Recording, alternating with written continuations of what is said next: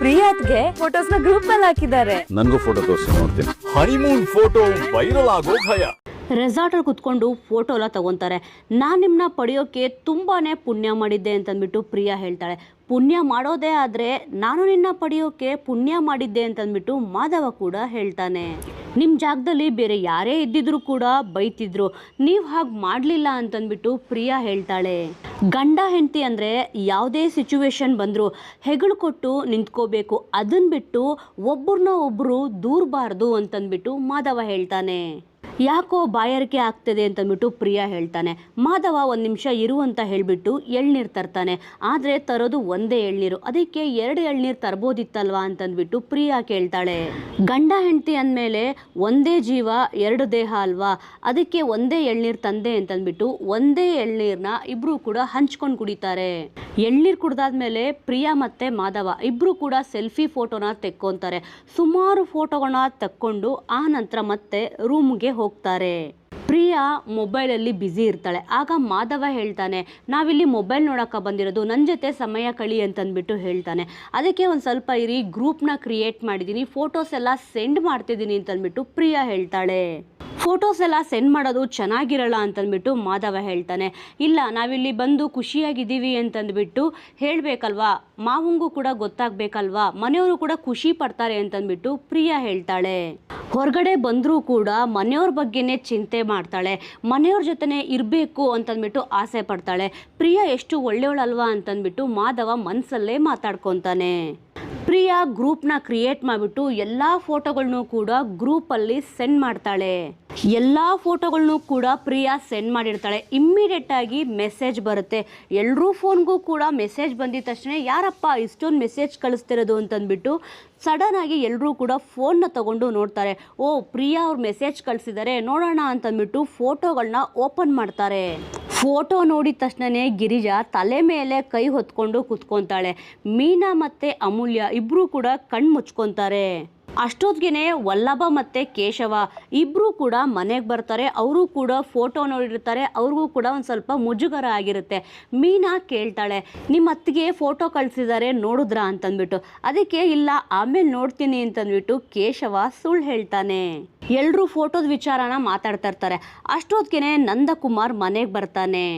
ಏನು ಎಲ್ಲರೂ ಮಾತಾಡ್ತಾ ಇದ್ರಲ್ಲ, ಏನಾಯಿತು ಅಂತಂದ್ಬಿಟ್ಟು ನಂದಕುಮಾರ್ ಕೇಳ್ತಾನೆ. ಆಗ ಫೋಟೋ ಕಳಿಸಿದ್ದಾರೆ ಅಂತಂದ್ಬಿಟ್ಟು ಹೇಳ್ತಾನೆ. ಆಗ ನಂದಕುಮಾರ್ ಹೇಳ್ತಾನೆ, ಗಂಡನ ಜೊತೆ ಹನಿಮೂನ್ಗೆ ಹೋದರೂ ಕೂಡ ಮನೆಯವ್ರ ಬಗ್ಗೆನೇ ಚಿಂತೆ ಮಾಡ್ತಾಳೆ. ಈಗಿನ ಕಾಲದ ಹೆಣ್ಣುಮಕ್ಕಳು ನಿಜವಾಗ್ಲೂ ನಮ್ಮ ಪ್ರಿಯನ್ನ ನೋಡಿ ಕಲಿಬೇಕು, ಇವಳು ಮಾದರಿ ಸೊಸೆ, ನನಗೂ ಕೂಡ ಫೋಟೋ ತೋರಿಸಿ ಅಂತಂದ್ಬಿಟ್ಟು ನಂದಕುಮಾರ್ ಕೇಳ್ತಾನೆ. ಫೋಟೋ ತೋರಿಸಿ ಅಂತ ಕೇಳಿದ ತಕ್ಷಣ ಎಲ್ಲರೂ ಕೂಡ ಒಂದೊಂದು ನೆಪ ಹೇಳ್ತಾರೆ. ಗಿರಿಜಾ ಬಂದ್ಬಿಟ್ಟು ಇಲ್ಲ, ನಂದು ಫೋನ್ ಬಂದ್ಬಿಟ್ಟು ರೂಮಲ್ಲಿದೆ ಅಂತಂದ್ಬಿಟ್ಟು ಹೇಳ್ತಾನೆ. ಕೇಶವ ಬಂದ್ಬಿಟ್ಟು ಮೊಬೈಲ್ ನಂದು ಸ್ವಿಚ್ ಆಫ್ ಆಗಿದೆ, ಬ್ಯಾಟ್ರಿ ಇಲ್ಲ ಅಂತಂದ್ಬಿಟ್ಟು ಹೇಳ್ತಾನೆ. ಸುಂದರ ಬಂದ್ಬಿಟ್ಟು ನಂದು ನೆಟ್ ಪ್ಯಾಕ್ ಇಲ್ಲ ಅಂತಂದ್ಬಿಟ್ಟು ಹೇಳ್ತಾನೆ. ಕೊನೆಗೆ ಮೀನಾ ಫೋಟೋನ ತೋರಿಸ್ತಾಳೆ. 2 ಫೋಟೋ ನೋಡಿದ ತಕ್ಷಣನೇ ನಂದಕುಮಾರ್ ಖುಷಿ ಆಗ್ತಾನೆ. ಆನಂತರ 3ನೇ ಫೋಟೋ ನೋಡಿದ ತಕ್ಷಣನೇ ಸಿಕ್ಕಾಪಟ್ಟೆ ಅವ್ರಿಗೂ ಕೂಡ ಮುಜುಗರ ಆಗುತ್ತೆ. ಅದಕ್ಕೆ ನೀವು ನೋಡಿರೋದು ಬರೀ 3 ಫೋಟೋ ಮಾವ, ನಿಮ್ಮ ಮಾದರಿ ಸೊಸೆ ಕಳಿಸಿರೋ ಫೋಟೋ ಇನ್ನೂ ಇದೆ ನೋಡಿ ಅಂತಂದ್ಬಿಟ್ಟು ಮೀನಾ ಹೇಳ್ತಾಳೆ. ಅದಕ್ಕೆ ಇಲ್ಲ ಬೇಡ ಸಾಕು ಅಂತಂದ್ಬಿಟ್ಟು ನನಗೆ ಅಂಗಡಿಯಲ್ಲಿ ಕೆಲಸ ಇದೆ ಅಂತಂದ್ಬಿಟ್ಟು ಮುಜುಗರ ಪಟ್ಕೊಂಡ್ಬಿಟ್ಟು ನಂದಕುಮಾರ್ ಅಲ್ಲಿಂದ ಎದ್ದು ಹೋಗ್ತಾನೆ.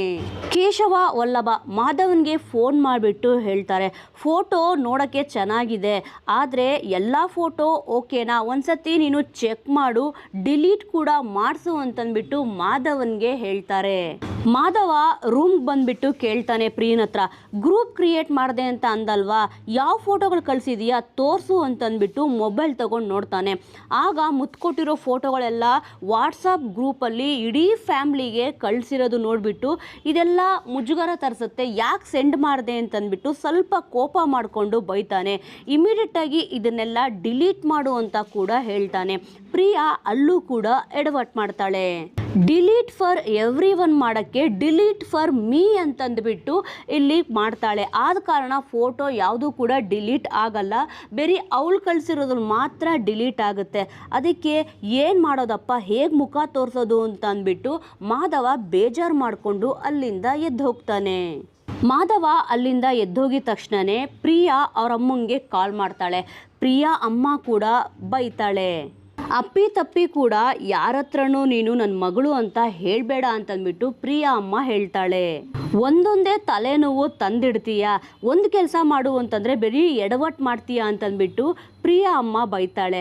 ಅದಕ್ಕೆ ಪ್ರಿಯಾ ಬೈಬೇಡ ಅಮ್ಮ, ಇವಾಗ ಏನು ಮಾಡಬೇಕು ಅಂತ ಹೇಳು ಅಂತಂದ್ಬಿಟ್ಟು ಐಡಿಯಾನ ಕೇಳ್ತಾಳೆ. ಅದಕ್ಕೆ ಪ್ರಿಯಾರಮ್ಮ ಒಂದು ಐಡಿಯಾ ಕೊಡ್ತಾಳೆ. ನಿನ್ನ ಗಂಡ ನಿನ್ನ ಮೇಲೆ ಕೋಪ ಮಾಡ್ಕೊಂಡಿದ್ದಂತಾನೆ, ಅವ್ನು ಕೋಪ ಮಾಡ್ಕೊಳ್ಳೋಕ್ಕೂ ಮುಂಚೆ ನೀನೇ ಅವನ ಮೇಲೆ ಕೋಪ ಮಾಡ್ಕೋ, ಸಿಟ್ಟು ಮಾಡ್ಕೋ ಅಂತಂದ್ಬಿಟ್ಟು ಹೇಳ್ಕೊಡ್ತಾಳೆ. ಪಾಪ ತಪ್ಪು ಮಾಡಿರೋದು ನಾನಲ್ವಾ, ಯಾಕೆ ಅವ್ರ ಮೇಲೆ ಸುಮ್ಮನೆ ನಾನು ಕೋಪ ಮಾಡ್ಕೊಳ್ಳಿ ಅಂತಂದ್ಬಿಟ್ಟು ಪ್ರಿಯಾ ಮತ್ತೆ ಪ್ರಶ್ನೆ ಮಾಡಿದ ತಕ್ಷಣವೇ ನಾನು ಹೇಳ್ದಷ್ಟು ಮಾಡು, ಎಲ್ಲ ಸರಿ ಹೋಗುತ್ತೆ ಅಂತಂದ್ಬಿಟ್ಟು ಪ್ರಿಯಾ ಅಮ್ಮ ಹೇಳ್ತಾಳೆ. ಇತ್ತ ಮನೆಯಲ್ಲಿ ಅಮೂಲ್ಯ ಎಷ್ಟು ಮಕ್ಕಳು ಬಂದರೆ ಎಷ್ಟು ದುಡ್ಡು ಸಿಗುತ್ತೆ ಅಂತಂದ್ಬಿಟ್ಟು ಲೆಕ್ಕ ಹಾಕ್ಕೊಂಡು ಕೂತಿರ್ತಾಳೆ. ಸಡನ್ ಆಗಿ ಅಲ್ಲಿಗೆ ವಲ್ಲಭ ಬಂದ್ಬಿಟ್ಟು ಏನು ಬರೀತಿದ್ಯಾ ಅಂತಂದ್ಬಿಟ್ಟು ಕೇಳ್ತಾನೆ. ಅದಕ್ಕೆ ಅಮೂಲ್ಯ ಅದನ್ನು ಎತ್ತಿಡ್ಕೊತಾಳೆ. ಇಲ್ಲ ನೀನು ಅದನ್ನು ತೋರಿಸು ಅಂತಂದ್ಬಿಟ್ಟು ವಲ್ಲಭ ಕೇಳ್ತಾನೆ. ನೋಡಿದ್ರೆ ಅದ್ರ ಬರೆದಿರೋ ಲೆಕ್ಕನ ನೋಡಿಬಿಟ್ಟು ವಲ್ಲಭ ಕೂಡ ಅಮೂಲ್ಯಂಗೆ ಬೈತಾನೆ. ಇಷ್ಟೆಲ್ಲ ಬರೆದಿದ್ಯಲ್ವಾ, 2,000 ರೂಪಾಯಿ ಬಂದುಬಿಟ್ಟು ನಿನ್ನ ಹೇರ್ ಸ್ಟೈಲ್ಗೆ, 1,000 ರೂಪಾಯಿ ಬಂದುಬಿಟ್ಟು ನಿನ್ನ ಲಿಫ್ಟಿಗೆ ಖರ್ಚಾಗುತ್ತೆ, ನಾನು ದುಡಿಯೋ ದುಡ್ಡೆಲ್ಲ ನೀನು ನುಂಗಿ ನೀರು ಕುಡಿತಿದೀಯಾ, ನೀನು ಈಡಿಯಟ್ ಅಂತಂದ್ಬಿಟ್ಟು ಬೈತಾನೆ. ಅಬ್ಬಾ ಸದ್ಯಕ್ಕೆ ತಪ್ಪಿಸ್ಕೊಂಡಲ್ಲ ಅಂತಂದ್ಬಿಟ್ಟು ಅಮೂಲ್ಯ ಸಂತೋಷ ಪಡ್ತಾಳೆ.